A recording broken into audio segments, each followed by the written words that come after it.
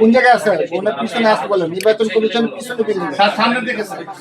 পিছনে বিল্ডিং, পিছনে বিল্ডিং। এগুলো সামনে তাকান। স্যার আমাদের এদিকে একটু ঘুরে আসেন। আমার ফোন নাম্বার দেন। আমার ফোন নাম্বার। ওইদিকে হইছে? জি স্যার, এদিকে স্যার।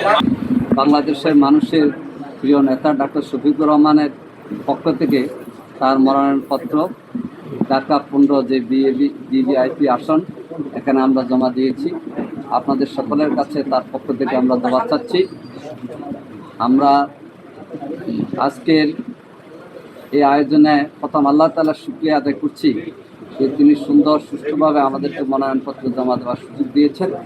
আমরা আশা করছি 24শে গণঅভ্যুত্থানে যারা জীবন দিয়েছেন সর্বশেষ শহীদ হাদি সহ তাদের এই রক্তের বিনিময়ে যে আমরা নতুন বাংলাদেশ পেয়েছি, এই বাংলাদেশের গড়ার ক্ষেত্রে আমির জামাত ডাক্তার শফিকুর রহমানের ঘোষণা মোতাবেক সবার জন্য বাংলাদেশ, ঐক্যবদ্ধ বাংলাদেশ গড়ার জন্যে ডাক্তার শফিকুর রহমানের স্বপ্ন, আমরা সে লক্ষ্যে কাজ করে যাব।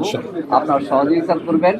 10 দলের সাথে আরেকটি দলও আমাদের সাথে নির্বাচনী সমঝোতা আসছে, শীঘ্রই আপনার সে নাম আমরা জানাবো। আমাদের আগামী 13 জাতীয় সংসদ নির্বাচন এর আজকে শেষ দিন হচ্ছে নমিনেশন পেপার জমা দেওয়ার আজকে শেষ তারিখ। আমরা আমাদের সম্মানিত আমির, বাংলাদেশ জামাত ইসলামীর সংগ্রামী আমির ডাক্তার শফিকুর রহমান সাহেবের পক্ষ থেকে আমরা আজকে আসছি ঢাকা 15 আসনে, মিরপুর এবং কাবরুল এই আসনে তার পক্ষ থেকে আমরা এখানে নমিনেশন পেপার সাবমিট করলাম। ডাক্তার শফিকুর রহমান সাহেবের পক্ষ থেকে আপনাদেরকে এবং আপনাদের মাধ্যমে দেশবাসীকে সালাম এবং শুভেচ্ছা।